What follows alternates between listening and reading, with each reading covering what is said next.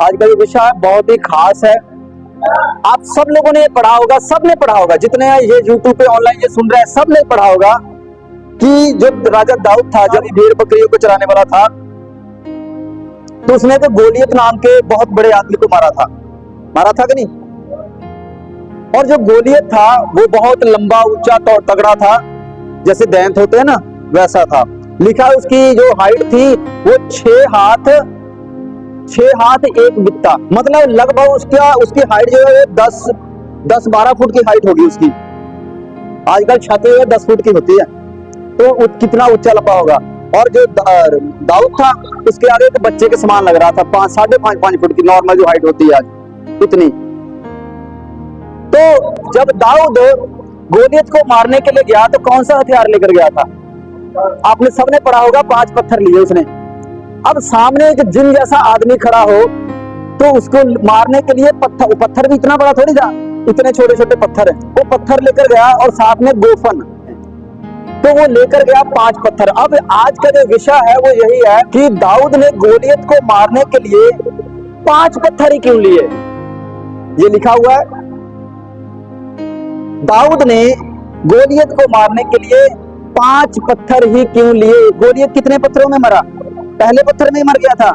तो क्या इसके पीछे लॉजिक है, क्या रीजन है इसके पीछे कि दाऊद ने 5 पत्थर ही लिए, 2 नहीं लिए, 4 नहीं लिए, 5 मतलब 7 8 10 क्यों नहीं लिए, 5 ही क्यों लिए? इस 5 के पीछे कौन सा रहस्य छुपा हुआ है, इस बात को आज हम वचन के द्वारा जानेंगे। मैं बताना चाहता हूं इस बात के पीछे 2 बातें हैं, 2 रीजन है, 2 कारण है इसके कि 5 पत्थर क्यों। पहले मैं पहला कारण बताऊंगा, उसके बाद मैं दूसरा कारण बताऊंगा कि 5 पत्थर ही क्यों लिए थे। इसके पहले हम थोड़ा सा इसकी स्टोरी को पढ़ लेते हैं कि क्या कैसे कैसे हुआ था। शमूएल निकालेंगे, पहला शमूएल की पुस्तक, पहला शमूएल 17 का 1 से लेकर 4 तक पढ़ेंगे। वहां पर हमें इस स्टोरी के बारे में पता चलता कि कैसे कैसे हुआ था, क्या क्या हुआ था। हम पढ़ के उसके बाद हम आगे जाएंगे। पहला शमूएल 17 का 1 से लेकर 4 तक पढ़ेंगे।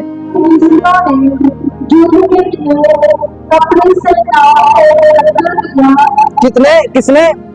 फिलिस्तियों ने युद्ध के लिए अपनी सेनाओं को इकट्ठा। फिलिस्ती जो थे वो लड़ने के लिए आए थे इजरायलियों से, और फिलिस्तियों में का था गोलियत, वो फिलिस्ती, और जो दाऊद था वो इजरायलियों की तरफ से लड़ा था। ये लिखा है फिलिस्ती जो है वो अपने सेनाओं को लेकर क्या हुआ, युद्ध करने के लिए आए।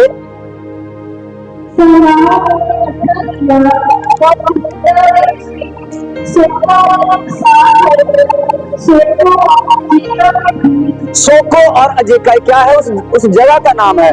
वो सोको और अजेका के बीचकार में एक जगह है, उसका भी आगे नाम लिखा हुआ है। उस जगह पर वो इकट्ठे हुए लड़ने के लिए आगे। हाँ जी,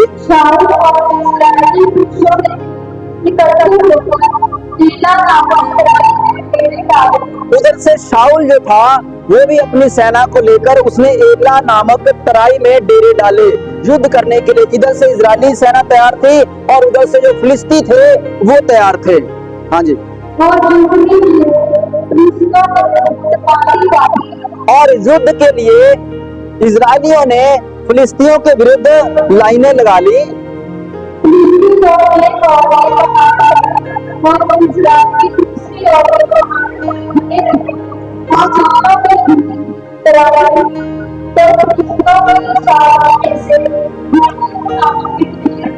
जो फिलिस्तियों की छावनी में से, जो फिलिस्ती थे उसकी सेना में से एक गोलियत नाम का बहुत लंबा चौड़ा आदमी निकला।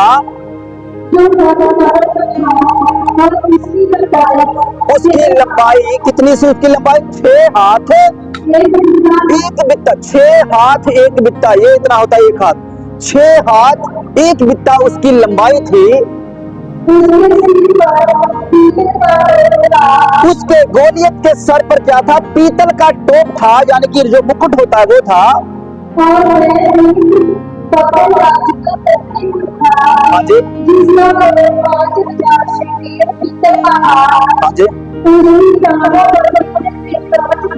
हाँ जी, हाँ जी, मतलब कि ये सारी बातें पढ़ के पता चल रहा है जो गोलियत था वो सर से लेके पैरों तक पूरा कवर था। पैरों में, छाती में, हाथों में, बाह में, सर पे पूरा वो कवर था। यहाँ क्या हम लोगों ने पढ़ा, जो गोलियत था पूरे का पूरा कवर था। मतलब कि उसको अगर किसी हथियार से मारते तो उसको कुछ नहीं होता, क्योंकि पूरे का पूरा वो सील था, पूरा उसने पहना हुआ था, कवच पहना हुआ था कि उसको कुछ भी ना हो। आगे पढ़ेंगे 17 का 9 से 11 तक पढ़ेंगे, 9 से 11 तक। पहले हम इस स्टोरी को पूरा जान लेते हैं, उसके बाद इस सवाल का जवाब हम देखेंगे कि दाऊद ने 5 पत्थर ही क्यों उठाए थे। पहले हमें समझना पड़ेगा कि वहां पर हुआ क्या क्या था। हाँ जी, पढ़ेंगे 9, 10 और 11।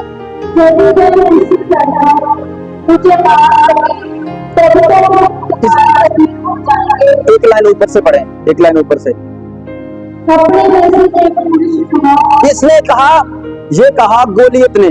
गोलियत कह रहा है इस्राएलियों, तुम अपने में से एक बंदा चुनो, एक पुरुष चुनो,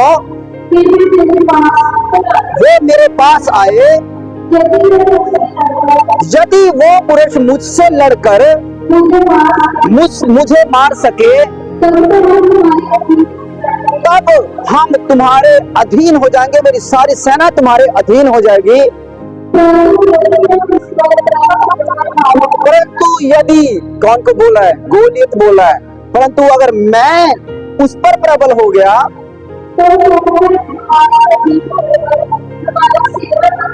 तो तुम सबको हमारे अधीन होकर हमारी सेवा करनी पड़ेगी। उसने शर्त रख दिया गोलियत ने कि एक बंदा उधर से आए मुझे लड़ने के लिए मेरे साथ, अगर वो मुझे हरा दे तो हम तुम्हारे गुलाम बन जाएंगे, अगर मैं उसको हरा दूं, उसको मार दूं, तो तुम सब हमारे गुलाम बन जाओगे।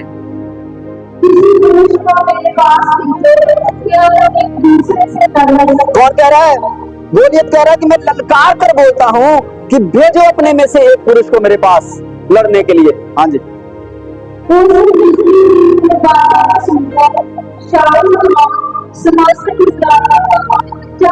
क्या हो गया? जो शाऊल था और साथ उसकी जो सेना थी, जब उसने देखा कि इतना लंबा चौड़ा बंदा हम लोगों को ललकार रहा, लिखा उनका मन कच्चा हो गया, वो डोल गए, वो डर गए, वो डगमगा गए। इस्राएलियों में यही कमी थी। क्या उनको नहीं समझना चाहिए कि परमेश्वर यहोवा अगर हम लोगों को मिस्र की गुलामी से छुड़ा कर लेकर आया, अगर वो लाल समुद्र पार करवा के हमें लेकर आया, इतनी विपत्तियों से छुड़ा कर लेकर आया, उसने जहां पर पानी का नामो निशान नहीं था वहां उसने पानी पिलाया। जो दिन को बादल बनकर हमारे साथ चलता था, रात को आग का खंभा बनकर हमारे साथ चलता था, वो परमेश्वर जिंदा खुदा हमारे साथ है। क्या उनको याद नहीं रखना चाहिए था? क्या हुआ? डोल गए, वो डगमग। इतने से गोलियत को सामने देखकर वो डगमगा गए, डोल गए। क्या क्यों भूल गया? वो क्यों भूल गए कि मिस्र की पूरी सेना थी उधर, और कैसे परमेश्वर ने सारी सेना को लाल समुद्र में कैसे डुबा कर मार डाला। भूल गए वो लोग, लिखा वो लोग डोल गए, डगमगा गए वो। हाँ जी, आगे अत्यंत क्या हो गया? डर गए। यही उनकी गलती थी, वो डर गए।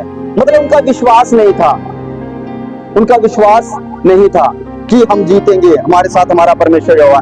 जब हम यहोशू की पुस्तक पढ़ते हैं 1 का 9, उसमें ये बात लिखी हुई है, आप पढ़ दो उसको। यहोशू 1 का 9।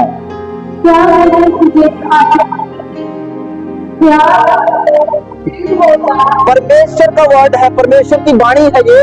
क्या मैंने तुम्हें आज्ञा नहीं दी कि हियाव बांधकर, हिम्मत बांधकर, हौसला रखे, दृढ़ हो जा, भय ना खा, ना डर, और तेरा मन कच्चा ना हो। ध्यान से सुने, ये परमेश्वर का हुक्म है, क्योंकि परमेश्वर ने अभी कहा क्या मैंने तुम्हें ये आज्ञा नहीं दी? हमें नहीं डरना है, ये परमेश्वर की आज्ञा है। हमें अपना मन कच्चा नहीं करना है, ये परमेश्वर की आज्ञा है। और इजरायली जब वहां पर डर गए तो उन लोगों ने परमेश्वर का एक हिसाब से हुक्म तोड़ दिया।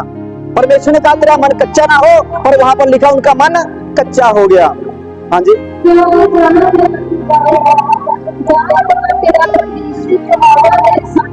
जहां जहां तू जाएगा वहां वहां परमेश्वर यहोवा तेरे संग रहेगा। ये परमेश्वर का वचन था, पर फिर भी वो लोग इस चीज को भूल गए कि परमेश्वर यहोवा हमारे साथ आज भी है। वो डर गए, उनका मन कच्चा हो गया, डरपोक थे वो। हालेलुया। फिर से आ जाएंगे शमूएल पे। ये मैं ज्यादा आयतें इसलिए पढ़ा रहा हूँ क्योंकि पूरी स्टोरी को हमें ऊपर से समझना पड़ेगा कि वहां पर हुआ क्या क्या था। फिर से उसी वचन पे आ जाएंगे। पहला शमूएल 17 का 11 तक पढ़ा था, अब 12 से लेकर 15 तक पढ़ेंगे।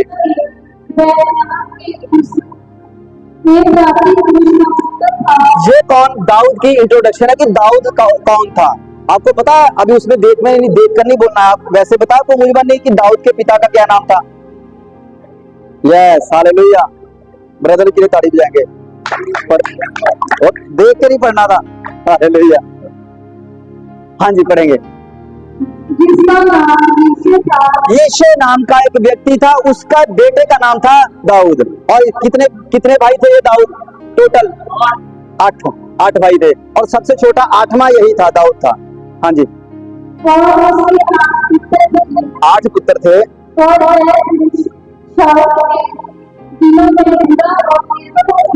शाऊल के समय में, मतलब इस समय प्रेजेंट टाइम जब हम पढ़ रहे हैं, उस जगह पर जो यीशु था बूढ़ा हो गया था, बिल्कुल बुढ़ा हो गया था।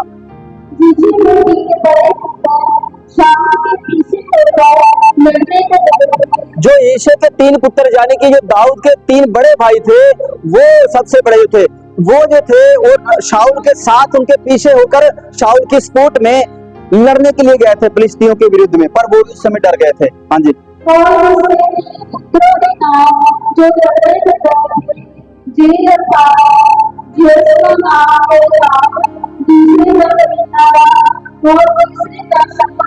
ये दाऊद के 3 भाइयों का नाम लिखा हुआ है आगे।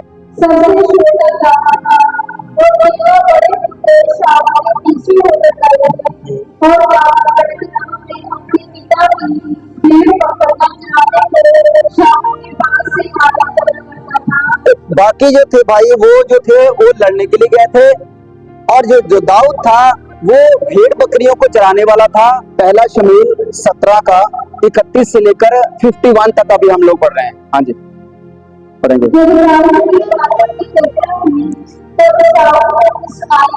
जब दाऊद के बातों की चर्चा हुई, जब पता चला कि दाऊद नाम का कोई बंदा आया है उस गोलियत से लड़ने के लिए, उस समय शाऊल को भी इस बात का जब पता चला आगे,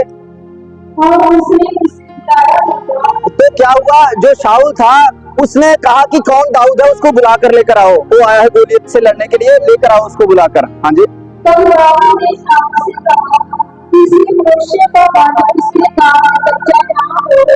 दाऊद ने शाऊल से कहा किसी भी व्यक्ति का मन कच्चा ना हो। अभी हम लोगों ने पीछे क्या पढ़ा कि उनका मन कच्चा हो गया था, पर आते ही पहले दाऊद ने इस बात को, परमेश्वर के वचन को याद करवाया कि किसी का भी मन कच्चा ना हो, मत डरो, मत घबराओ। हाँ जी, कौन कह रहा है? दाऊद कह रहा है, शाऊल से कह रहा है, ये तेरा दास जाएगा, ये तेरा दास जाएगा उस फिलिस्ती से गोलियत से लड़ने के लिए। हाँ जी,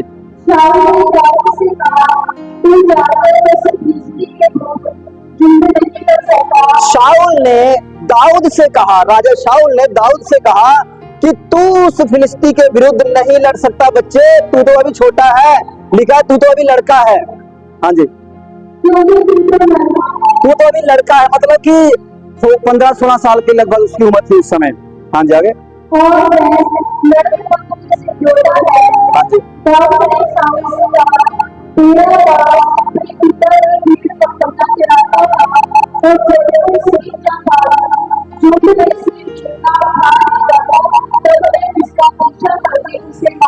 सुने ये क्या कह रहा है, इसने जवाब दिया दाऊद ने शाऊल को।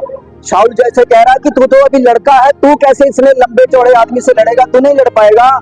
तब उसने कहा, उसने अपनी गवाही दी, कह रहा ये जो तेरा दास है ना, ये भेड़ बकरियों को चराने वाला है, और जब कभी कोई भालू या कोई शेर मेरी बकरी के किसी बच्चे को लेकर चला जाता था ना, तो मैं जाकर उसके मुंह में हाथ डालकर उसके मुंह से अपने बकरी के बच्चे को निकाल के लाता था। हालेलुया, उसने गवाही दिया। हाँ जी,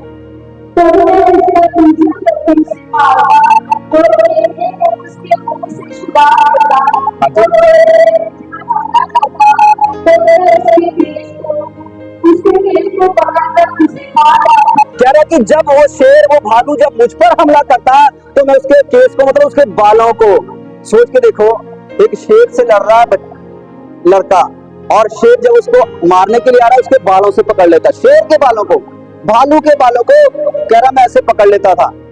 हाँ जी आगे। तेरे दास सिंह और बाघ दोनों को मारा है। तेरे इस दास ने शेर को मारा है, भालू को मारा है। ये गोलियत क्या चीज है? हालेलुया। उसका हिम्मत, उसके अंदर जो परमेश्वर की जो सामर्थ्य, जो विश्वास था, जो उस पर अटूट विश्वास था, वो उसके अंदर से उसका विश्वास बोल रहा है। कह रहा कि जिसने शेर को मारा, जिसने भालू को मारा, क्या वो गोलियत को नहीं मार पाएगा? हाँ जी। उनके समान हो जाएगा, क्योंकि उसने जीवित परमेश्वर की सेना को डराया है। फिर दाऊद ने कहा, जो ऊपर उसने सिंह और बाघ दोनों के पत्ते से बचाया है, वह मुझे उस पृथ्वी के हाथ से बचाएगा। दाऊद कह रहा है कि जिसने मुझे शेर से बचाया, जिसने मुझे भालू से बचाया, वो मुझे उस फिलिस्तियों से भी बचाएगा। और दाऊद कह रहा है कि उसने इजराइलियों को जो ललकारा है, वो परमेश्वर के लोगों को, परमेश्वर को ललकारा है उसने। हाँ जी आगे। शाऊल ने दाऊद से कहा, जा यहोवा तेरे साथ रहे। तब शाऊल ने दाऊद को कहा, जा यहोवा तेरे साथ रहे। भेज दिया उसने कि जा, अगर तेरे अंदर इतनी हिम्मत है, अगर वाकई तूने शेर को हराया, भालू को हराया, तो जा तू लड़ उसके साथ, यहोवा तेरे साथ रहे। हाँ जी।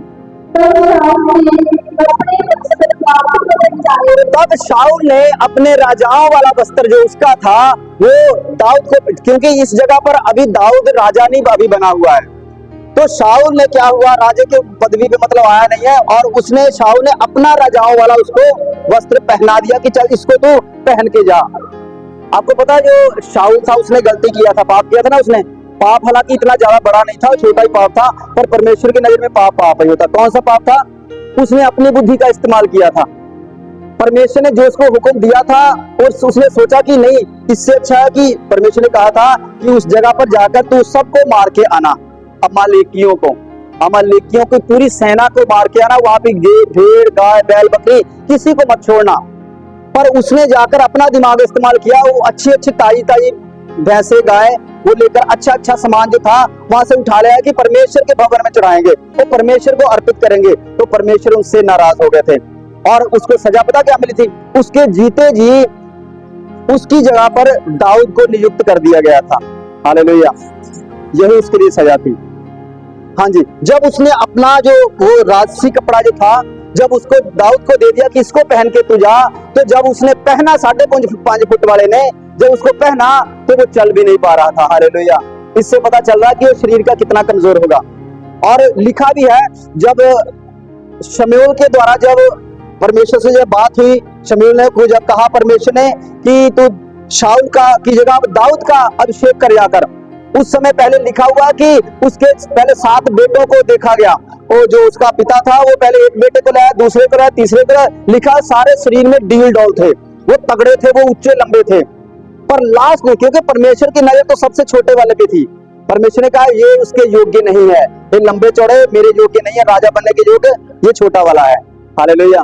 क्योंकि परमेश्वर ऊपर से नहीं लिखा है, परमेश्वर अंदर से देखता है। वहां पर 3 भाई जो बाकी लड़ रहे लंबे चौड़े, लिखा वो डर गए, क्या खा लिया उन्होंने, डगमगा गए। और दाऊद जो इतना सा था, वो अकेला लड़ने के लिए तैयार हो गया। जब उसको दिए गए कपड़े, तो लिखा वो चल भी नहीं पा रहा था। हाँ जी आगे। हाँ जी। हाँ जी। हाँ जी।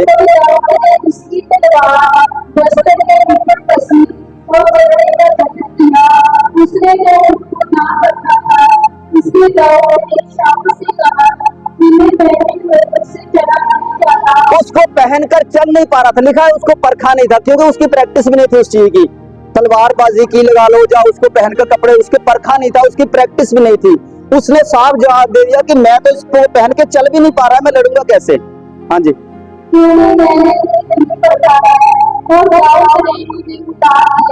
दाऊद ने उसको क्या किया? उतार दिया उस वस्त्रों को। हाँ जी। तब वो अपने स्टाइल में गया, क्या लिया उसने? लाठी। आपको पता लाठी तो हमेशा पास रखता था, क्यों रखता था? क्योंकि चरवाहा था, जो चरवाहे एक लाठी पास में रखते हैं ना, कि नहीं रखते हैं? आज भी रखते हैं ना। एक लाठी तो वो तो पक्का ही उसका हथियार हो तो साथ रखता ही रखता था। उसके बाद और क्या कर लिया उसने? और उसने 5 चिकने पत्थर, 5 उसने पत्थर लिए। इतने बड़े बड़े पत्थर नहीं थे वो, छोटे छोटे पत्थर थे। 5 पत्थर लिए, अपनी चरवाही की थैली झोले दे विच, अपना झोला उसमें रख लिए पत्थर, और अपना गोफन साथ में लिया। फिलिस्तियों के निकट ये चीजें लेकर गया। क्या क्या चीजें लेकर गया? 5 पत्थर, एक गोफन और एक लाठी। कितनी चीजें हो गई? 7 चीजें हुई। 7, 5 पत्थर, एक गोफन और एक लाठी, 7 चीजें। इस सारे का अर्थ बताऊंगा, क्यों 5 पत्थर थे और लाठी का क्या अर्थ है और बाकी गोफन का क्या अर्थ है, क्यों वो लेकर साथ में गया था। हालेलुया। अच्छा, मैं आपको एक बताना चाहता हूं, आप YouTube पर अगर देखेंगे ना कि ये 5 पत्थर क्यों, पता YouTube पे कौन कौन से प्रचारक क्या क्या कहते हैं? वो कहते हैं कि जो गोलियत था उसके 4 भाई और थे, इसलिए वो 5 पत्थर लेकर गया था कि टोटल 5 भाई थे, पांचों को एक एक पत्थर मारूंगा।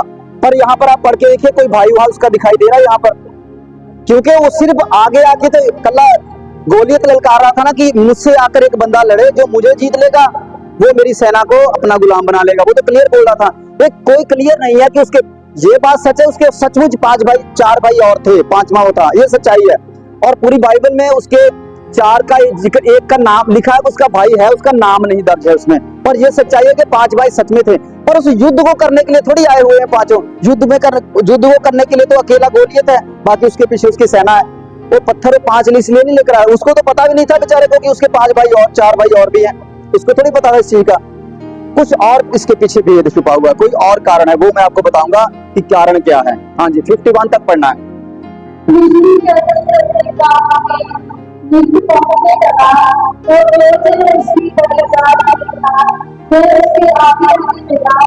जब फिलिस्ती ने फिलिस्ती करते दाऊद को देखा तो उसे खुश जाना, क्योंकि वह डरता था।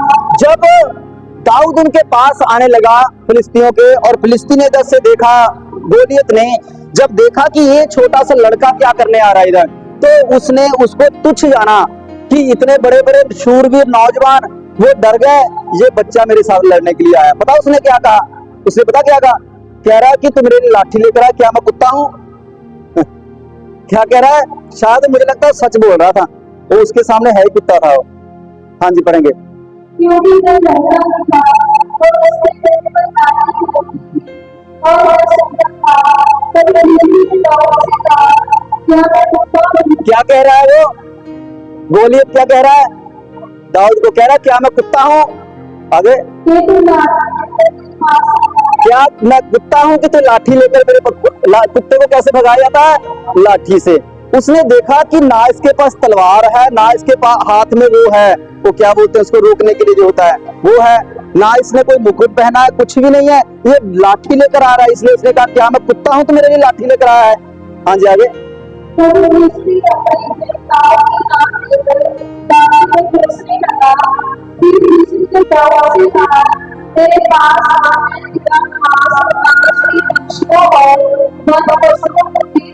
किसने कहा? गोलियत कह रहा है, आजा दाऊद मेरे पास, आजा बच्चे, मैं आज तुमको मार कर तेरा मांस में आकाश के पंछियों को खिलाऊंगा।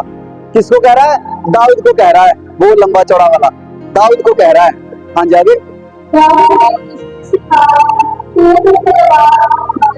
फिर दाऊद ने गोलियत को कहा, क्या कहा? तू तो तलवार भाला सारे हथियार लेकर मेरे पास आया है। हालेलुया। क्या कहा उसने? तू तो तलवार लेकर भाला लेकर मेरे पास आया है लड़ने के लिए, और मैं परमेश्वर यहोवा को साथ लेकर आया हूँ। मैं परमेश्वर यहोवा के नाम से तेरे पास आया हूँ लड़ने के लिए। हाँ जी। जो इजरायली सेना का परमेश्वर है, मैं उसको साथ लेकर आया हूँ, और उसको तुमने ललकारा। कह रहा है कि तूने इजरायलियों के नहीं, तूने परमेश्वर को ललकारा है। हाँ जी। आज के दिन यहोवा तुझको मेरे हाथ में कर देगा। और मैं तुझे मारूंगा और मैं तुझको मारूंगा और तेरा सिर तेरे धड़ से और तेरा सिर तेरे धड़ से अलग करूंगा। देखो राजा दाऊद किस तरह, किसकी अगुवाई में कैसे बोल रहा होगा। हाथ में एक लाठी ली हुई है, हाथ में 5 पत्थर और गोफन है, और कह रहा है कि मैं तेरा सिर तेरे धड़ से अलग कर दूंगा। हालेलुया। हाँ जी आगे। और मैं आपकी इसकी सेना के सैकड़ों की पक्षियों और पृथ्वी पर जीव जंतुओं को दे दूंगा। जिस तरह गोलियत ने कहा था, दाऊद मैं तुमको मारकर तेरा मांस जो आकाश के पंछियों को, जानवरों को खिलाऊंगा, उसी प्रकार दाऊद ने भी यहाँ पर जवाब दिया कि मैं तुम्हारा मांस खिलाऊंगा जानवरों को और पंछियों को। हाँ जी। तब समस्त पृथ्वी के लोग जानेंगे कि इस्राएल में परमेश्वर है। तो पूरी पृथ्वी के लोग जान जाएंगे कि इजराइल में एक परमेश्वर है, इजराइलियों के साथ एक परमेश्वर है, जिंदा परमेश्वर। और वह समस्त पंडित जानेंगे कि यहोवा का राज्य मरने के द्वारा जन्मत नहीं करता। हालेलुया। लिखा कि तब ये पूरी मंडली जान लगी, ये पूरी हमारी सेना जो है, शाऊल की पूरी सेना भी जान लगी कि जो परमेश्वर है वो हथियार के द्वारा, भाले और तलवार के द्वारा जयवंत नहीं होता। हालेलुया। अगर आपके पास कोई भी हथियार नहीं है ना, कोई भी हथियार नहीं, तब भी आप जयवंत हैं। क्यों? क्योंकि हमारे हथियार जो है वो दिखावे के नहीं है, हमारे हथियार आत्मिक हथियार। आगे मैं वचन में पढ़ाऊंगा कौन से हथियार है जिससे शैतान डरता है। हाँ जी आगे।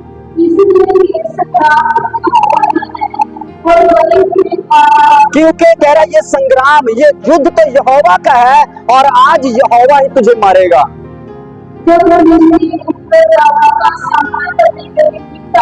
जब फिलिस्ती उठकर गोलियत जब उठकर दाऊद का सामना करने के लिए उसके सामने आया,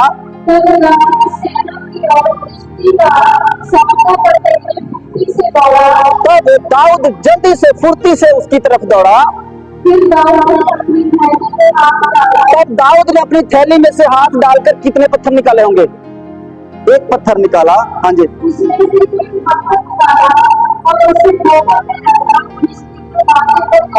और उस दाऊद ने उस पत्थर को अपने गोफन में रखकर, गोफन मैं बता दूं फिर से तो रिपीट करता हूं, एक होता है गुलेल जिसमें रखकर पत्थर को ऐसे खींच कर ऐसे छोड़ देते हो, जाके लगता है। गोफन जो है वो देखने में गुलेल जैसा लगता है, पर उसमें खींचने वाला सिस्टम नहीं होता, उसमें रखकर पत्थर ऐसे घुमाकर ऐसे छोड़ देते हैं, एक साइड छोड़ देते हो, सीधा जाके लगता है। तो उसके लिए पूरा एक्सपर्ट था, वही चलाता था। तो उसने क्या किया, एक पत्थर लेकर उसमें पत्थर रखा गोफन में और एक पत्थर उसकी तरफ छोड़ दिया। आगे उसने से एक पत्थर निकाला और उसे गोफन में रखा, फिलिस्ती के माथे पर ऐसा मारा कि पत्थर उसके माथे के भीतर घुस गया। हालेलुया। हमने स्टार्टिंग में पढ़ा था, मैंने इसलिए पूरी स्टोरी को मैं पढ़ा रहा हूँ ताकि पता चले। अभी हम लोगों ने पढ़ा कि जो गोलियत था सर से लेकर पैरों तक पूरा कवर था, वो उसको मरने का कोई चांस नहीं था, पर परमेश्वर सब कुछ कर सकता है। जब उसने टोप पहना था ना, उस टोप के बीच में डिजाइन बने होते थे, वो डिजाइन में एक छेद था, वो डिजाइन नहीं था, मतलब छेद वाला डिजाइन। जब गोफन उसने मारा था उसी छेद के अंदर चला गया, सीधा मत्थे के अंदर घुस गया जाकर। हाँ जी आगे। वो पत्थर जब उसके माथे के अंदर घुस गया तो वो तुरंत जो गोलियत है वो भूमि पर गिर पड़ा।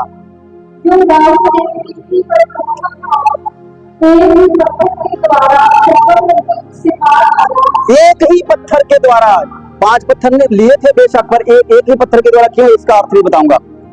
एक ही पत्थर के द्वारा इतने बड़े बंदे से क्या हुआ, जीत गया, प्रबल हो गया। हाँ जी। दाऊद के हाथ में तलवार तो थी नहीं, तब उसने क्या किया, तब दाऊद जो है वो दौड़ कर गया, जो फिलिस्ती जो गोलियत था वो गिरा पड़ा था, दौड़ कर गया, उसके ऊपर खड़ा हुआ, उसकी तलवार ही निकाली और उसी की तलवार के से उसी का सर धड़ से अलग कर दिया। हालेलुया। क्या किया था, कहा था उसने कि आज मैं तेरा सर धड़ से अलग करूंगा। कितनी फुर्ती उसने दिखाई, और परमेश्वर की सामर्थ्य उसके साथ थी, परमेश्वर की हजूरी में चलता था, परमेश्वर का आज्ञाकारी था, इसलिए परमेश्वर पैर पैर पर उसकी सहायता कर रहा था। दौड़ कर गया, उसी की तलवार निकाली और उसी की गर्दन काट दी। हाँ जी। उसके ऊपर खड़ा हो गया और उसकी तलवार का पकड़ लिया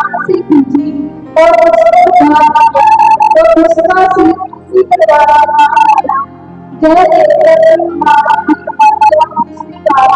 क्या हुआ जब फिलिस्तीनियों ने देखा कि साडा गोलियत ही मर गया होने थे रहने का फैसला का भाग गए, वो डर के भाग गए। अक्सर पुराने समय में ऐसे होता था, जो मेन राजा आगे होता था ना, अगर वो युद्ध में मारा जाए तो पूरी सेना जो उसके अंडर चली जाती थी, क्योंकि राजा तो मेन रहा ही नहीं आगे, जिसके अंडर काम करते जो सैलरी देता था।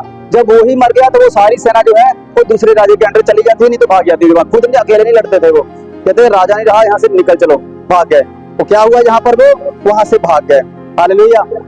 अब इसमें से हमने एक वचन को उठाना है जिसका हमें अध्ययन करना है। पहला शमूएल का 17:40, जहां पर लिखा हुआ है उसने 5 पत्थर, एक गोफन लिया और लाठी उसके साथ थी। इसका क्या अर्थ है? सबसे पहले लाठी का बताऊंगा। लाठी उसके साथ थी। लाठी हमेशा अपने साथ रखता था। जिस प्रकार मूसा अपने साथ लाठी को रखता था, नहीं हारून अपने साथ लाठी रखते थे ना, उसी प्रकार ये रखता था। ये तो इसलिए रखता था क्योंकि ये चरवाहा था। आज उस लाठी का पता क्या महत्व है हमारे लिए? जिस तरह लाठी हमेशा अपने साथ रखता था, उसी प्रकार आज पवित्र आत्मा हमेशा हमारे साथ है, हमेशा। हालेलुया। जो लाठी है उस समय हथियार के तौर पे उसने क्या यूज किया? उसका यूज किया लाठी का? नहीं यूज किया ना। गोफन का यूज किया, पत्थर का यूज किया। गोफन और पत्थर को हम रखेंगे हथियार के तौर पर। ये हथियार है। जो लाठी है वो सिर्फ वो साथ में रखता था एक सहायक के तौर पर, और आज हमारा जो सहायक है वो पवित्र आत्मा है। लाठी क्यों ली थी इसने?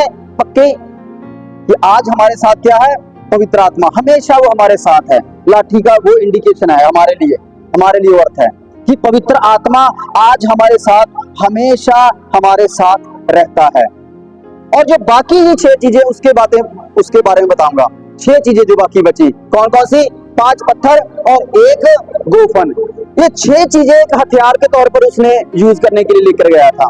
जब हम नए नियम में आते हैं, इफिसियंस की पत्री निकालेंगे, 6वां अध्याय 13 से लेकर 17 तक पढ़ते हैं। यहाँ पर हमें 6 आत्मिक हथियारों के विषय में बताया गया है। यहाँ पर कितने हथियार हैं? 6 हथियार हैं। और उसके पास कितने हथियार थे? 5 पत्थर और 1 और 6 हथियार। ठीक है, तो मैंने कहा सहायक, उसका उन्हें इस्तेमाल नहीं किया। पढ़ेंगे कौन कौन से हैं।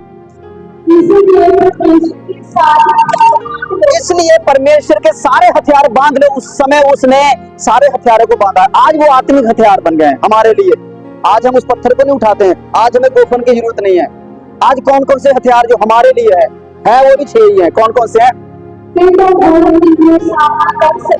आज लिखा है कि परमेश्वर के सारे हथियार बांध लो कि तुम बुरे दिन का सामना कर सको, सब कुछ पूरा करके स्थिर रह सको। पहला हथियार सत्य से अपनी कमर कसना। हाँ जी, आगे।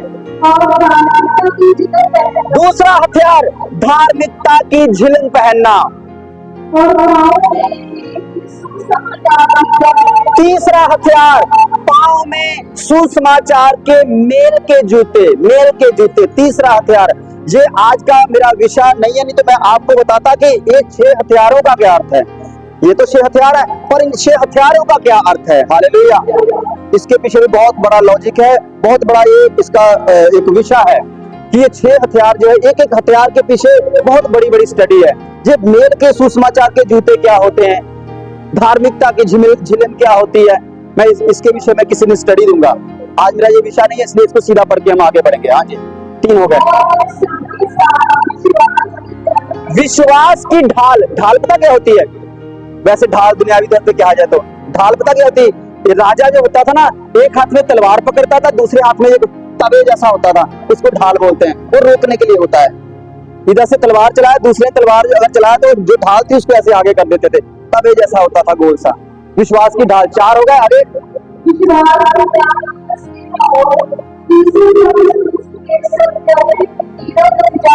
हाँ जी, उद्धार का टोप। कितने हो गए हथियार? 5। उद्धार का टोप और आत्मा की तलवार 6 हो गए। जो परमेश्वर का वचन है, आत्मा की तलवार जो परमेश्वर का वचन है। कि कितने हथियार है यहाँ पर? 6। यहाँ पर 6 हथियार है, वहां पे कितने उसने लिए थे? 6। इसके साथ वो मैच करता है, क्योंकि इसके मैंने पहले बताया दो कारण थे कि उसने क्यों ऐसे लिए थे। हालांकि राजा दाऊद को इस चीज के विषय में पता नहीं था कि ऐसे 6 आत्माएं कोई हथियार होंगे, उसको क्या पता बेचारे को। मैं आपको बताना चाहता हूँ बहुत सी पुराने नियम में ऐसी चीजें हैं जो नए नियम में जाके उसके साथ अटैच होती है, जुड़ती हैं, और जो पुराने नियम में चल रहा है उन लोगों को वो पता ही नहीं है कि ऐसे भी होगा। राजा दाऊद को तो पता नहीं था कि आने वाले समय में ऐसे परमेश्वर 6 आत्मिक हथियारों को बांधने के लिए कहेगा, उसको नहीं पता था। इसी प्रकार अगर बात की जाए पुराने नियम और नए नियम की, टोटल मैं आपको बताता हूँ कितनी पुस्तकें हैं, 66 पुस्तकें है ना। तो पूरी बाइबल जो है कितने समय में लिखी गई है? लगभग 1600 साल, 1570 लगभग 1600 साल कहा जाता है, लगभग 1600 साल में लिखी गई है। लिखने वाले कितने लोग थे? 40 लोगों ने लिखी हुई है। जो 40 लोग थे क्या एक दूसरे को जानते थे? नहीं जानते थे। कोई किधर टापू में बैठा हुआ है, कोई किसी देश में बैठा है, कोई कहां बैठा हुआ है, कोई एक दूसरे को जानता नहीं था, सब ने लिखा। पर शुरू से लेकर अंत तक कुछ अंक है जो कॉमन है, 3 3 3 3 7 7 7 7 7 40 40 40 40। पता चल गया क्या मैं कह रहा हूं? 7 दिन 7 दीवट, 7 आत्माएं, पता चला सबको? 7 दिन परमेश्वर ने बनाए, 7 दिन, 7 दीपक, 7 आत्माएं, 7 कलीसियाएं, 7 7 7 7 7 7। पुराने नियम से नए नियम तक चलता आ रहा है। 12 12 12 12 12 12 चेले, 12 सिंहासन, 12 फल, 12 12 12 12 12, शुरू से लेकर अंत तक। 40 दिन और 40 रात बारिश हुई। 40 दिन जो वो करते थे, छावनी लगाते थे बाहर जाकर, 40 वो भी 40 कई बार इसको दर्ज किया गया है। 40 दिन, हाँ, यीशु मसीह जी उठने के बाद 40 दिन फिर से उन्होंने धरती पर प्रचार किया, उसके बाद हो गया 40 दिन उन्होंने प्रचार भी किया था, उपवास भी किया था। और ये 40 40 40 40 जो है ये भी बहुत बार दर्ज। क्यों दर्ज है? क्यों दर्ज है? हर चीज के पीछे कुछ ना कुछ लॉजिक है। क्यों दर्ज है? क्योंकि आपको और मुझे और आने वाली हमारी पीढ़ी को ये बात पता चल सके कि बेशक लिखने वाले 40 लोग थे, वो एक दूसरे को जानते नहीं थे। बेशक ये लगभग 1600 साल में लिखी गई है, लिखने वाले अलग अलग लोग हैं, पर लिखवाने वाला एक ही पवित्र आत्मा है, पुराने नियम से लेकर नए नियम तक। क्योंकि बाइबल में लिखा हुआ है कि संपूर्ण पवित्र शास्त्र परमेश्वर की प्रेरणा से लिखा गया है। ऐसे ही मान के चलो टीचर एक है, और जो आप इधर शिक्षा ले रहे हो, कुछ इधर यूट्यूब पे शिक्षा ऑनलाइन शिक्षा ले रहे हैं, कुछ इधर ऑनलाइन शिक्षा ले रहे हैं। जो इधर से सीख रहे हैं, अगर इनको कोई सवाल पूछेगा तो वैसे ही जवाब देंगे जैसा आप देंगे। आप यहाँ बैठे हैं, वो कोई झारखंड से लगा हुआ है, कोई बिहार से, कोई यूपी से इस समय सुन रहा है, सबका जवाब एक ही होगा। क्यों? क्योंकि सिखाने वाला इधर एक ही है। उसी प्रकार परमेश्वर का आत्मा एक ही है, सिखाने वाला। जो लिखने वाले हाथ बेशक अलग अलग थे, पर फिर भी परमेश्वर ने इसलिए इन अंकों को कॉमन रखा शुरू से लेकर अंत तक, ताकि जिस तरह एक माला में मोती पिरोए जाते उसी प्रकार सारे वचनों को एक मोती में पिरोया जा सके, ताकि पढ़ने वाले को पता लग सके कि लिखने वाले 40 हाथ होंगे पर लिखवाने वाला आत्मा एक ही था। हालेलुया। पहला कारण ये था, इसने जो 5 पत्थर और एक गोफन लिया था, उसका पहला कारण ये था आत्मा के हथियार। और दूसरा इसका कारण क्या था? 2 कारण है इस बात के। बाइबल में बहुत सी ऐसी बातें हैं जिसके 1 2 3 4 4 कारण भी है। इसका 2 कारण है। दूसरा कारण कौन सा है? पहला शमूएल 17:40 में जो पढ़ा कि 5 पत्थर, एक गोफन, एक लाठी। लाठी का तो क्लियर हो गया कि वो पवित्र आत्मा की अगुवाई है हमारे लिए। और उसके बाद मत्ती रचित सुसमाचार जब हम पढ़ते हैं 16:18, उसमें लिखा हुआ है यीशु मसीह ने पतरस को कहा, और मैंने इसे कहता हूं कि तू पतरस है, और मैं इस पत्थर पर अपनी कलीसिया बनाऊंगा। क्या पतरस का नाम पहले पतरस था? उसका नाम क्या था? शमौन। शमौन था कि नहीं? उसका नाम शमौन था। यीशु मसीह ने उनको कहा कि मैं तुमसे कहता हूं कि तू पतरस है, तब से उसका नाम पतरस पड़ गया। और पतरस का मतलब क्या होता है? ये लिखा तो है यहाँ, पत्थर, चट्टान। पतरस का मतलब होता है, हर नाम का कोई ना कोई अर्थ होता है, हर नाम का कोई ना कोई अर्थ होता है। हालेलुया। आपको पता है आपके नाम का भी अर्थ है, यीशु मसीह के नाम का भी अर्थ है। यीशु मसीह नाम का क्या अर्थ है? उद्धारकर्ता। कहां लिखा हुआ है? जहां यीशु मसीह के लिए भविष्यवाणी आई थी कि मरियम तुम्हारे ये पुत्र पैदा होगा, तुम उसका नाम यीशु रखना, क्योंकि वो लोगों को उसके पापों से उद्धार कराएगा। इसका मतलब है उस नाम का अर्थ क्या है? उद्धार करने वाला। इसी प्रकार आपके नाम का याकूब का क्या अर्थ होता है? याकूब, याकूब का अर्थ होता है धोखेबाज, धोखेबाज। पतरस का क्या अर्थ होता है? पत्थर, चट्टान।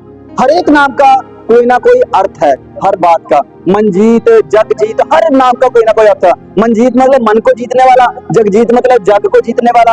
हर एक नाम का कोई ना कोई अर्थ है। और मुझे पता है कि आप अभी जाकर ना नेट पे सर्च मारोगे कि मेरे नाम का अर्थ क्या है। हालेलुया। हाँ जी। सो इसमें लिखा हुआ है, यीशु मसीह ने पतरस को कहा, शमौन को, कि पतरस, तू पतरस है, तू चट्टा, और मैं तेरे ऊपर, इसी पत्थर के ऊपर, यानी कि तेरे ऊपर अपनी कलीसिया को खड़ा करूंगा। अब यहां पर पत्थर शब्द आया, वहां पर क्या था? 5 पत्थर। अब जब बात किया हथियार की, ध्यान से सुनना, थोड़ा सा गहराई वाला है और थोड़ा सा किसी को समझ में नहीं आया, हो सकता ना समझ आए। वहां पर यह बात हो रही है हथियार की। वो क्या करने गया था? लड़ने के लिए। जब बात हुई लड़ने की, हथियार की, तो उधर भी 6 हथियार, इधर भी 6 हथियार। पर जब बात आती है कलीसिया को खड़ी करने की, तो यहाँ पर हथियार का जिक्र नहीं है। यहाँ पर जिक्र क्या, किस चीज का हो रहा है? मनुष्य का जिक्र हो रहा है। पतरस क्या था? एक मनुष्य था। उसको कहा गया कि तू पत्थर है। मतलब ये है कि तेरे जैसे ऐसे 5 पत्थर मैं खड़े करूंगा। Hallelujah, hallelujah. कितने पत्थर थे उसके पास? यहाँ गोफन का जिक्र नहीं। क्यों गोफन का जिक्र नहीं? क्योंकि यहाँ लड़ाई की बात नहीं हो रही है, यहाँ पर कलीसिया की बात हो रही है। उसको कहा कि तेरे ऊपर पत्थर, तेरे ऊपर मैं अपनी कलीसिया खड़ी करूंगा। और मैं कैसे मैंने इस बात को कहा, मैं आपको प्रूफ करूंगा कि यीशु मसीह ने असल में कहा कि तू पत्थर है और तेरे ऊपर असली अपनी कलीसिया खड़ी करूंगा, और मैं तेरे जैसे ऐसे 5 पत्थर खड़े करूंगा। ध्यान से सुनना, क्या, कौन से 5 पत्थर? हाँ जी, आगे पढ़ेंगे 18 ऐसे। इस पत्थर पर पतरस, मैं तेरे ऊपर, तुम पत्थर हो, मैं तेरे ऊपर अपनी कलीसिया बनाऊंगा। हाँ जी। अधोलोक के फाटक उस पर प्रबल ना होंगे। इफिसियों 4 का 11 पढ़ेंगे। इफिसियों 4 का 11। यहां पर आपको मिलेंगे कौन से 5 पत्थर हैं। क्या पतरस कोई पत्थर था? और क्या बोलते हैं जो शमौन था, क्या वो सच में कोई पत्थर है?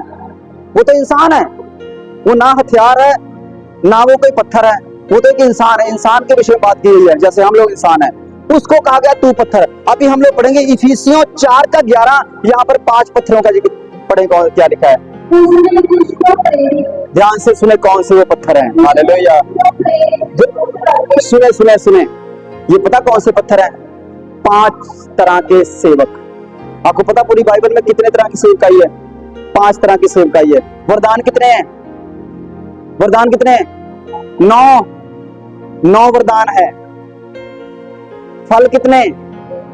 9। एक फल के 9 गुण है। 9 है ना। सेवकाइयां कितने प्रकार की है? 5 प्रकार की, मतलब 5 तरह के सेवक हैं।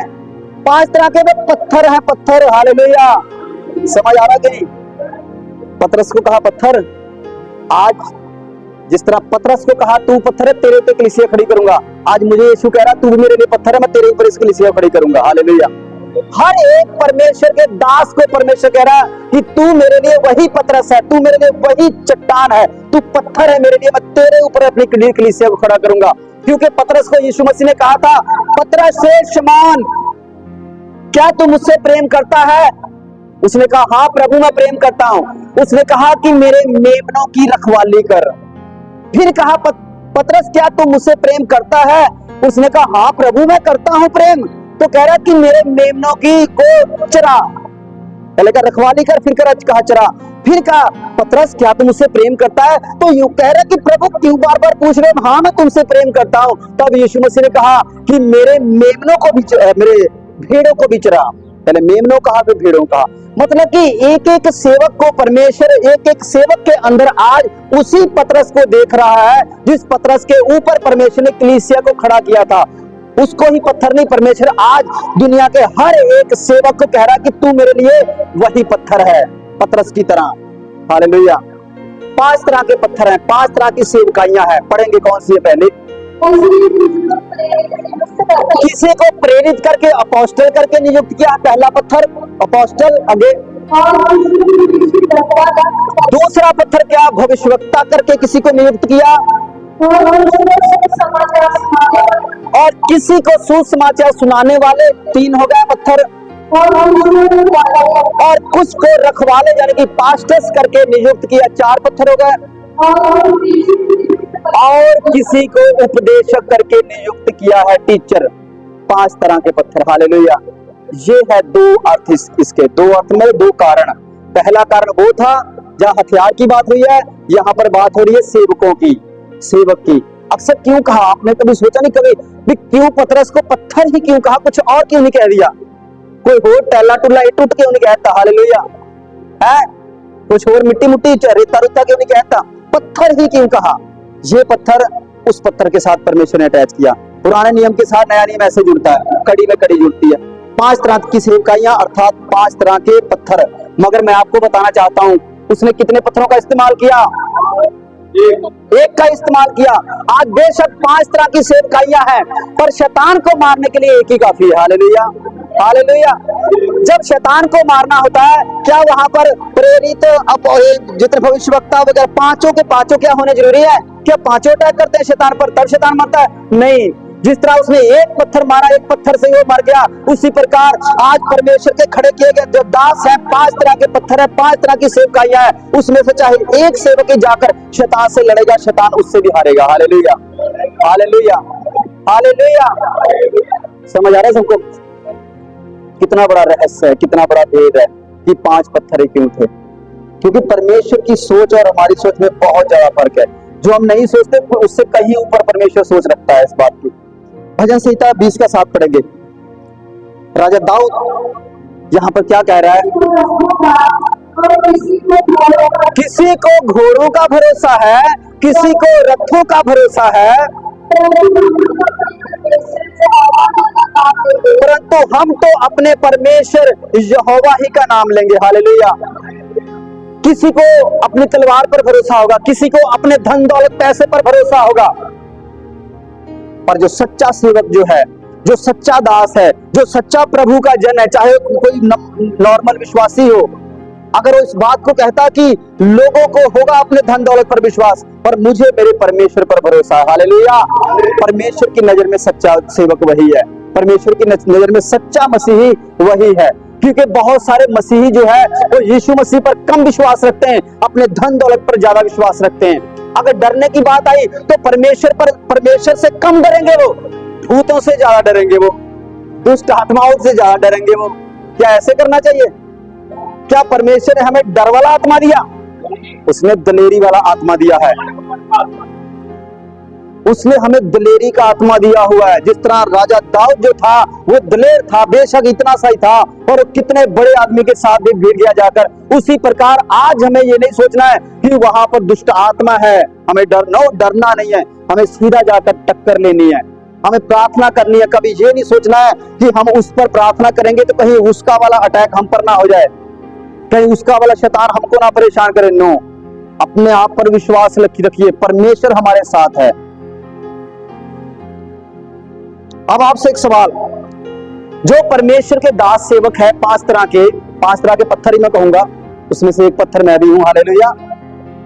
और क्या ऐसे पत्थरों के, ऐसे दासों के ऊपर क्या विपत्तियां आती हैं कि नहीं आती हैं? बिल्कुल आती हैं, बिल्कुल आती हैं। बाइबल में लिखा हुआ है, भजन संहिता जब 34 का 19 पढ़ते हैं, उसमें लिखा हुआ है धर्मी जन पे विपत्तियां आती तो है, परंतु यहोवा उससे क्या लिखा है? छुड़ा लेता है। धर्मी जन पे विपत्तियां आती तो है, परंतु यहोवा उनको उस विपत्तियों से छुड़ा लेता है। अगर आपका विश्वास है कि विपत्ति इधर से आएगी उधर से चली जाएगी, तभी आप मसीही हैं। अगर आपका विश्वास डोल गया, डगमगा गया, तो आपने परमेश्वर की उस आज्ञा का उल्लंघन कर दिया। क्योंकि बहुत सारे लोगों को पता नहीं है कि परमेश्वर के हुक्म है कितने। वो समझते हैं सिर्फ 10 हुक्म है। परमेश्वर के 10 हुक्म नहीं है, बहुत सारे हुक्म है परमेश्वर के, बहुत सारे, सिर्फ 10 नहीं है। परमेश्वर के वादे कितने हैं? मैं कहता हूं अगर 1280 वादे है ना, तो आप ढूंढ कर देखिए 1280 हुक्म भी साथ में होंगे, क्योंकि जितने वादे परमेश्वर ने किए उस वादे के साथ एक टर्म एंड कंडीशन रखी हुई है। अगर तू ये करेगा तो मैं ये करूंगा, अगर तू ऐसे नहीं करेगा तो मैं भी ऐसे नहीं करूंगा। सिर्फ 10 हुक्म नहीं है।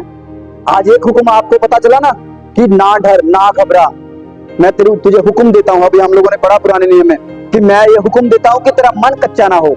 अगर विपत्ति के समय हमारा मन कच्चा हो गया, इसका मतलब परमेश्वर की एक आज्ञा को हमने तोड़ दिया। हमें पता ही नहीं चला कि वो आज्ञा हमने तोड़ कैसे दी, कब टूट गई। हालेलुया। इस आज्ञा को भी याद रखना है। कोई भी विपत्ति आए, कोई भी परेशानी आए, आपका मन कच्चा नहीं होना चाहिए, आपका हिम्मत नहीं टूटना चाहिए। अगर टूटा आपका मन कच्चा हुआ तो समझ लो आपने एक आज्ञा को तोड़ दिया। हालेलुया। वचन पढ़ेंगे मत्ती 26 का 41 पढ़ेंगे। जागते रहो और प्रार्थना करते रहो कि तुम परीक्षा में ना पड़ो। जागते रहो और प्रार्थना करते रहो कि तुम परीक्षा में ना पड़ो। इसका मतलब यह कि परीक्षाएं आती हैं और जागते भी हमें रहना है। जागते रहना क्या मतलब? बहुत से लोग समझते नहीं, कहते रात को सोना नहीं, हमें क्या 24 घंटे जागना पड़ेगा? और जागना उसको नहीं बोलते हैं, जागना बोलते हैं आप वचन में सरगर्म रहिए, प्रार्थना में सरगर्म रहिए। लिखा है जागते रहो और प्रार्थना में बने रहो। हाँ जी, तुम परीक्षा में ना कि तुम परीक्षा में ना पड़ो। आत्मा तो तैयार है परंतु शरीर दुर्बल है। आत्मा तो तैयार है परंतु शरीर दुर्बल है। कई बार आपने ये भी देखा होगा कि आत्मा तो करता है, मन करता है कि हम प्रार्थना करें, पर शरीर जवाब देता है रोटी खा ली, सुस्ती पे गए, नींद आ गई, सो जाओ, है ना। उस समय युद्ध होता है, आत्मा का शरीर के साथ टकराव होता है, लड़ाई होती है। उस समय अगर आपने प्रार्थना में बैठकर परमेश्वर के साथ समय बिता लिया, इसका मतलब आपका आत्मा मजबूत था, आपके शरीर के ऊपर प्रबल हो गया। और अगर आपकी नींद ने, आपकी सुस्ती ने आपको सोने पर मजबूर कर दिया, प्रार्थना नहीं किया, इसका मतलब आपका आत्मा कमजोर था, आपका शरीर तगड़ा था। हालेलुया। शरीर को तगड़ा चाहिए कि आत्मा को तगड़ा होना जरूरी है, क्योंकि जो दाऊद था ना उस शरीर से तगड़ा नहीं था, वो शरीर से कमजोर ही था और वो आत्मा में तगड़ा था।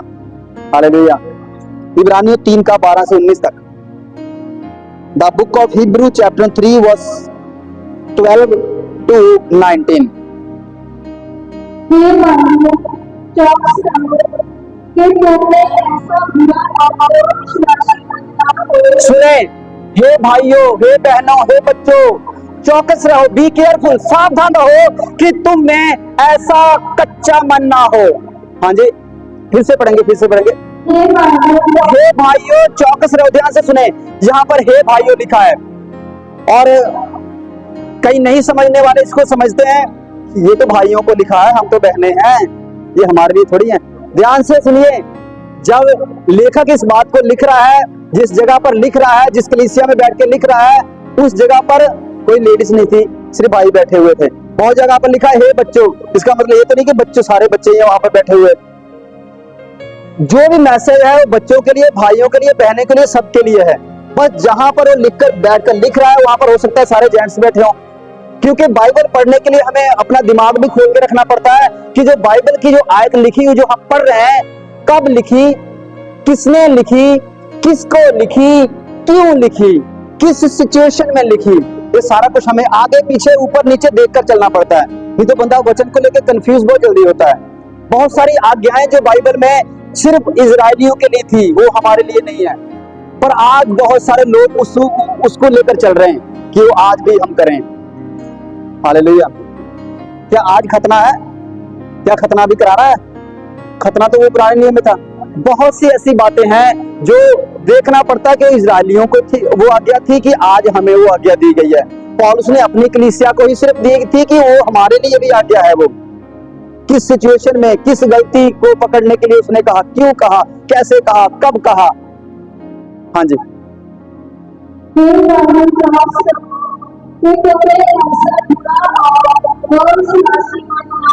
हे भाइयों चौकस रहो कि तुम में ऐसा बुरा और अविश्वासी मन ना हो जो तुम्हें जीवते परमेश्वर से दूर हटा ले। क्या परमेश्वर आपसे दूर हटता है? अगर आप पाप में गिर जाओ क्या परमेश्वर आपसे दूर हटता है? ध्यान से सुने, परमेश्वर आपसे दूर नहीं हटता, आप परमेश्वर से दूर हटते हैं। आदम को परमेश्वर ने नहीं छोड़ा था, परमेश्वर को आदम ने छोड़ा था।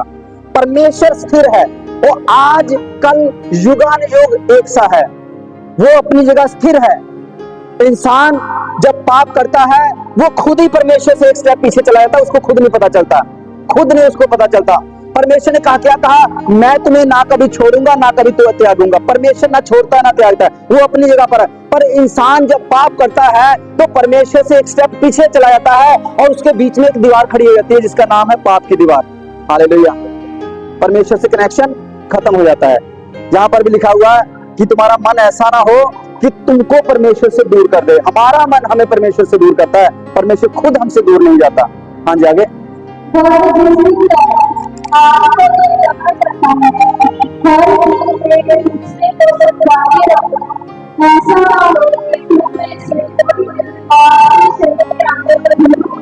एक दूसरे को समझाते रहो, क्योंकि हम अंत के दिनों में बहुत से लोग जो है वो मसीह से भटक रहे हैं। इस समय प्रभु में आकर बैकस्लेक्ट हो रहा है। इस समय एक दूसरे को लिखा, समझाते रहो, एक दूसरे को सिखाते रहो। और मैं आपसे एक सवाल पूछना चाहता हूं, हमारे शरीर में ऐसा कौन सा एक अंग है जो धोखेबाज है?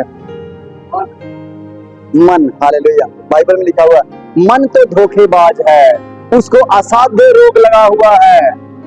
इसलिए मन की मत सुनो, मन की मत सुनो। मन कहेगा पाप कर, मन की मत सुनो, आत्मा की सुनो, परमेश्वर के वचन की सुनो, परमेश्वर की आवाज को सुनो। मन की कभी मत सुनो। मन बुराई की तरफ लेकर जाएगा, वचन हमको खींचकर अच्छाई की तरफ ले जाएगा। हाँ जी। क्योंकि हम मसीह के भागीदार हुए हैं। यीशु मसीह स्वर्ग राज का अधिकारी है, स्वर्ग राज उसका है और हम भी उसके भागीदार हो गए हैं। हाँ जी।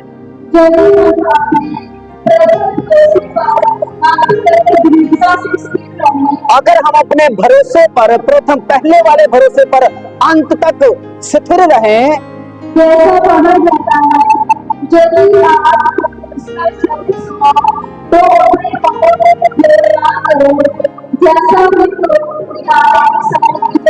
क्रोध दिलाने के समय कब किया था?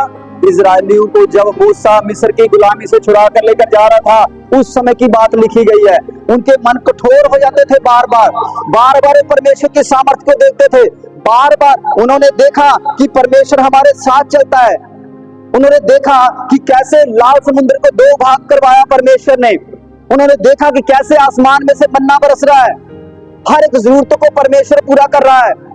बार बार चमत्कारों को देखने के बावजूद भी लिखा कि उनका मन कठोर हो जाता था। हाँ जी।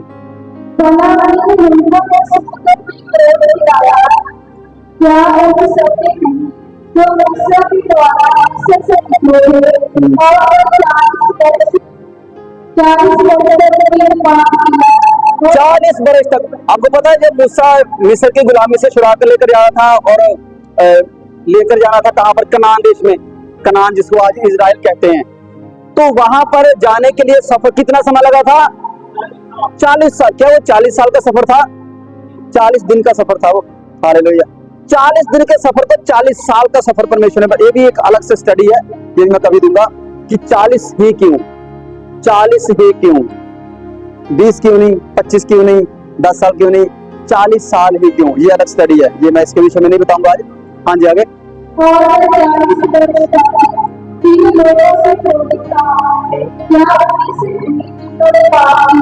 किन लोगों से क्रोधित रहा परमेश्वर? जिन्होंने पाप किया। हाँ जी। उनके शव, उनकी डेड बॉडीज जो है वो जंगल में पड़ी रही।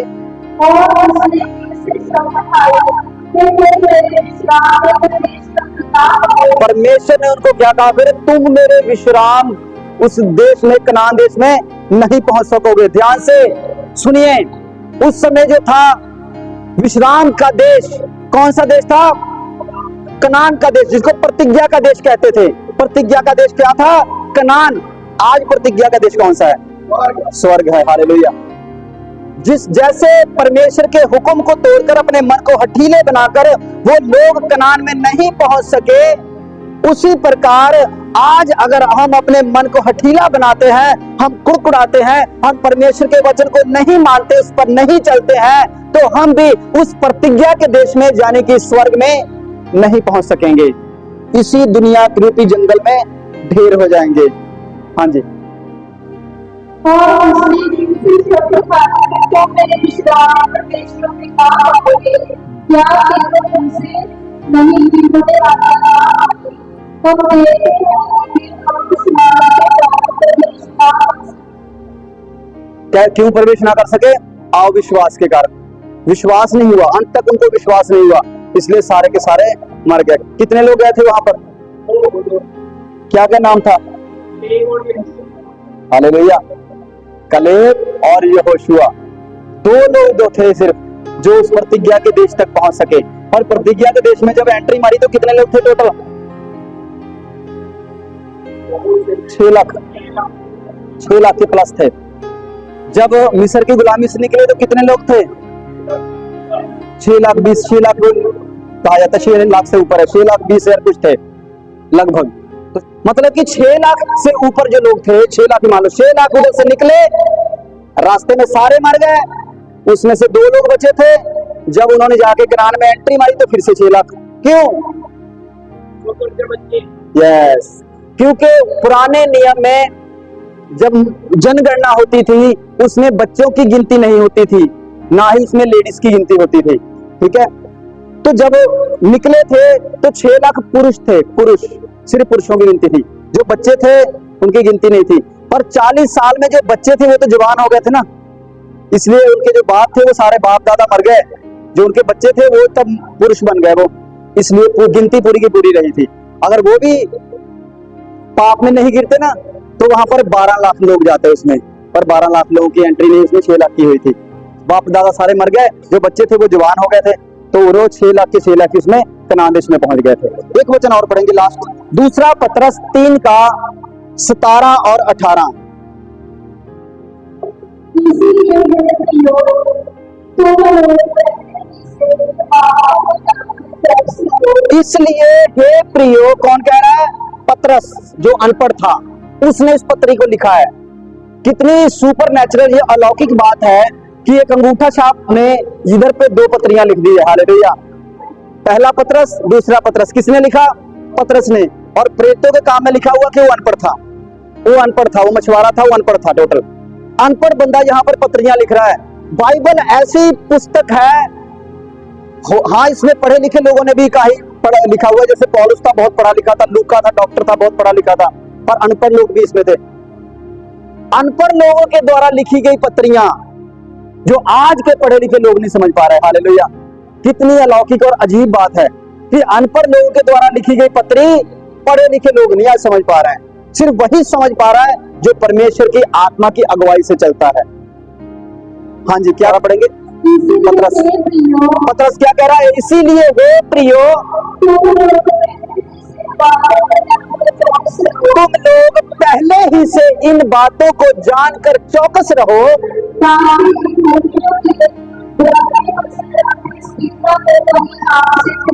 ताकि अधर्मियों के भ्रम में फंसकर अपनी स्थिरता को, अपने औहदे को कहीं आप खो ना दो। परमेश्वर ने आपके लिए जगह नियुक्त की हुई है। प्रकाशित वाक्य में लिखा, अगर तू अपनी चाल से बाज नहीं आया, अपनी हरकतों से बाज नहीं आया, तो मैं तेरा दीवट तेरी जगह से हटा दूंगा। हालेलुया। परमेश्वर का ये वार्निंग है, मैं तेरा दीवट तेरी जगह से हटा दूंगा। यहाँ पर लिखा हुआ है कि अगर तुमने परमेश्वर के हुक्म नहीं माना तो क्या हुआ? अपनी स्थिरता को खो दोगे। हाँ जी, आगे।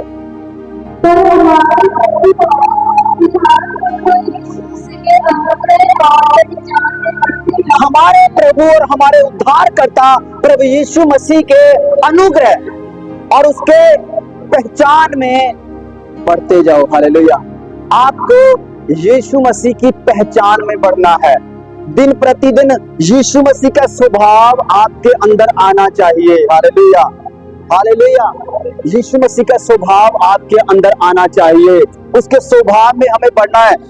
ये नहीं परमेश्वर कहता कि हाँ तुम एक ही दिन में तैयार होगे। परमेश्वर ने कहा अंश अंश करके बदलो, अंश अंश करके बदलो। कल आप कुछ और थे, आज आपको कुछ और होना है, और कल आपको फिर कुछ और होना है। परसों आपको कुछ और होना है, 1 साल बाद आपको कुछ और होना है, और आप इतना ज्यादा बदल जाओ कि लोग भी देखते रह जाए कि ये बंदा बदल कैसे गया। हालेलुया। आपका गुस्सा, आपका नफरत, आपकी ईर्ष्या, आपका लड़ाई झगड़े वाला स्वभाव, आपका नशे वाला स्वभाव सारा बदल जाए यीशु मसीह नासरी के नाम से, ताकि आप परमेश्वर के लिए एक जलते हुए दीपक के समान बन जाओ। बाइबल में लिखा हो कि परमेश्वर जब स्वर्ग से आपको देखता ना, तो आपको वो एक जलते हुए दीपकों के समान देखता है। हालेलुया। इस संसार में प्रियो बहुत अंधकार है, बहुत पाप है, बहुत घोर पाप है, बहुत कीचड़ है, बहुत गंदगी है। परमेश्वर कहता है पूरे संसार में अंधकार है, और अंधकार के बीच में जो प्रभु के लोग हैं वो जलते हुए दीपकों के समान चल रहे हैं। बनना है जलते हुए दीपक। पर बहुत से आज मसीह के लोग वो दूसरे लोगों से भी बदतर हैं, दूसरे लोगों से भी ज्यादा डाउन है परमेश्वर की नजर में। परमेश्वर को जानने के बावजूद भी उनका जीवन जो है प्रभु के ग्रहण योग्य नहीं है। हाँ जी, आगे बढ़ेंगे। उसकी महिमा, किसकी महिमा? आज भी होती रहे, कल भी होती रहे, और युगान युग होती रहे। हालेलुया। कौन कौन चाहता है कि परमेश्वर की महिमा करनी? अगर आप परमेश्वर की महिमा करनी चाहते हैं ना दिल से, तो चाहे आप मुंह से करिए चाहे ना करिए, पर आपके चाल चलन के द्वारा परमेश्वर की महिमा होनी चाहिए। मत्ती रचित सुसमाचार में लिखा हुआ है 5:16 में लिखा हुआ है, लेट्स योर लाइट शाइन। तुम्हारा उजियाला लोगों को प्रकाशमान करना चाहिए। आपके चाल चलन को देखकर लोग समझ जाए कि ये मसीह है।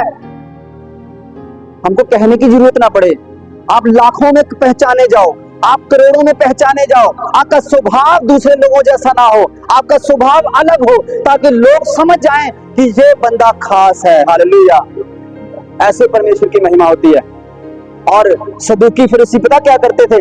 मुंह से तो प्रभु प्रभु करते थे, लोगों के सामने बड़ा ढोंग करते थे कि मैं बहुत बड़ा उपवासी हूं, पर उनके अंदर पाप था, उनके अंदर मलिनता थी। तो यीशु मसीह ने कहा, हे फरीसियों और सदूकियों, तुम पर हाय, क्योंकि तुम ऊपर से चूना फिरी हुई कब्रों के समान सुंदर दिख रहे हो, ताजे दिख रहे हो, पर अंदर तुम्हारे जो है सड़ी हुई हड्डियां हैं। हालेलुया।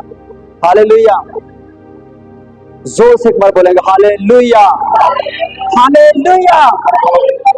जोर से तारीफ करेंगे परमेश्वर की।